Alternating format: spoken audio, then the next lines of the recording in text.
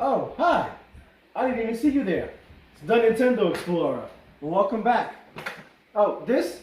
No, this is not the new white Switch, the OLED model. This is just the Wii U that I'm playing. We'll get to that in a second.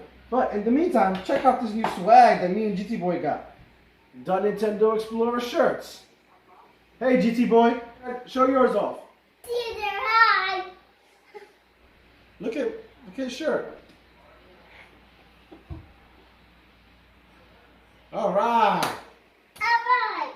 In this video, everybody's going crazy about the OLED Switch model, right? So, I might as well throw my 2 cents in. Oh,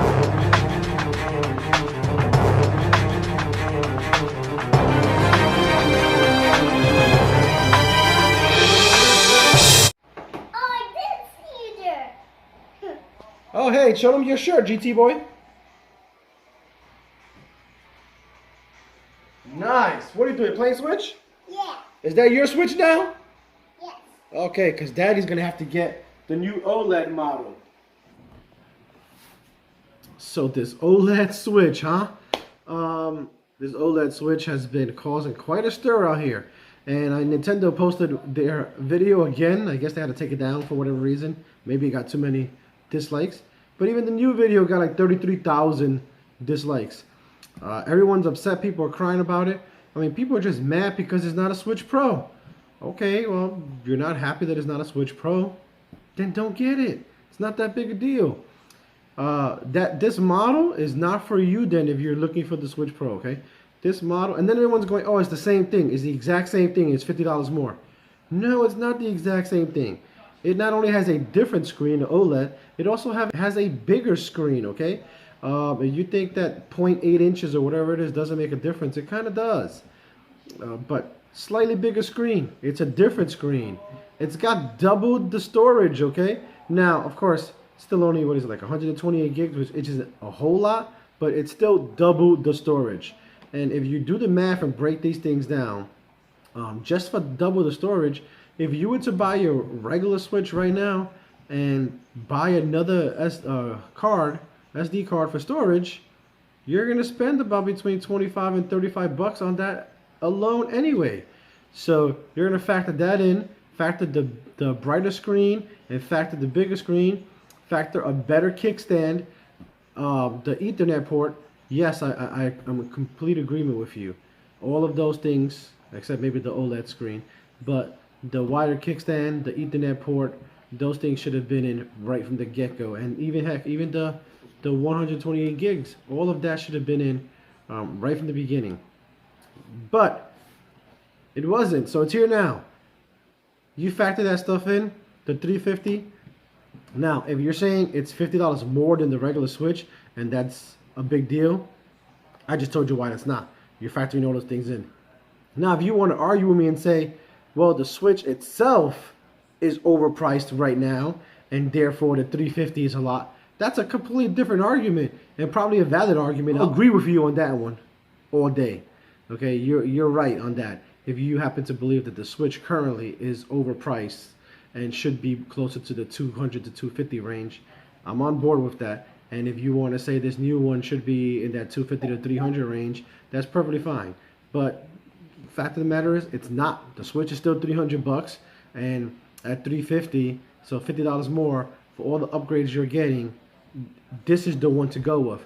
So who is this Switch for? Well, the Switch is for me. This OLED Switch is for me. Why? Here's why.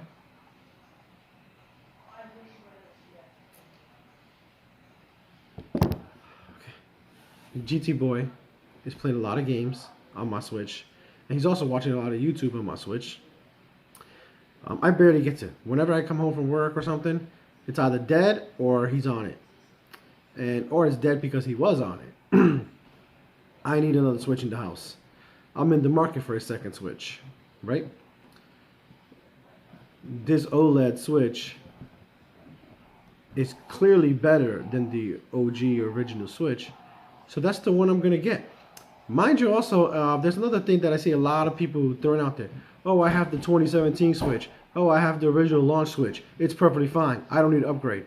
Well, I want to say 2 or 3 years after the launch of the original OG Switch, Right when Nintendo launched the Switch Lite, they also had quietly changed the Switch model and launched a version 2 of the Switch, identical, of course, again, except it had a better battery. So that original OG, that launch Switch or that 2017 Switch, the battery life there averaged about 2.5 hours, and Nintendo updated it, and ready?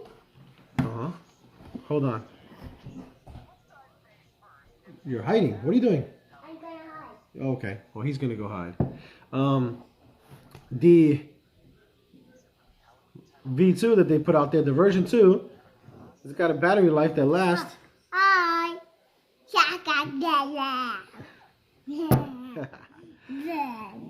The newer version's got a battery life that actually lasts up to 6 hours. So this OLED also has the better battery life. So if you have a launch day Switch or 2017 Switch, in addition to all the other upgrades that you're getting, you're also going to get a longer battery life. So there's a lot to look into. So who is that Switch for?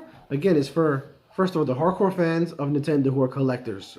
You know, those 3 to 8 million people out there buying that regardless because they're just fans and collectors. Okay?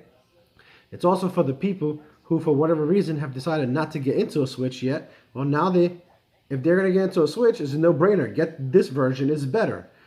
I like the white controllers. I like the white color scheme it's got there.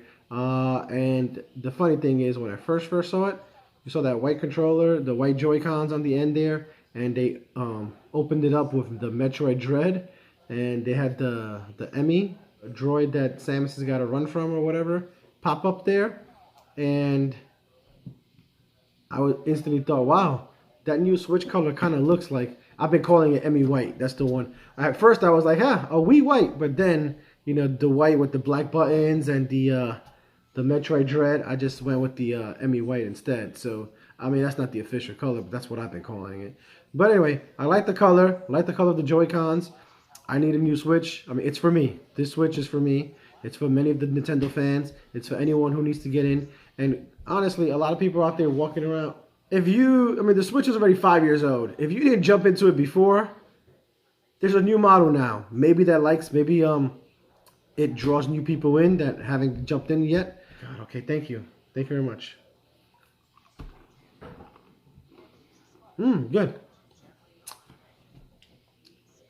The thing that I find annoying, though, is all the people that are complaining about it because it's not a Pro, or the people who don't own a Switch and they're like, oh, I don't own a Switch and I'm not getting it anyway. So then what the hell are you doing on the videos and why are you commenting? You don't own a Switch. You're clearly not a Nintendo fan or a Switch fan. Get away from here. Like, why are you watching the videos? You're not going to buy it anyway, so it doesn't matter. I also saw someone complaining on another video, and he said something about his smartphone, which was, you know, smaller. He said, I got a tiny smartphone and it's got better power and blah blah than the Switch. Your smartphone also costs $1,200 and the Switch costs $300. That's a huge difference, okay? Anyway, long story short, I know, too late for that. If you are thinking about getting a Switch, that's the model to get. It's an improvement. It's an upgrade in every way. Might as well get that one. Now, of course, I wish the price was a little lower and I wish Nintendo would drop the prices on their Switches, but they're not going to do that because they keep selling. So it is what it is, okay? I got a couple more videos coming up next. In the meantime, hey, let me know what you think of the shirts.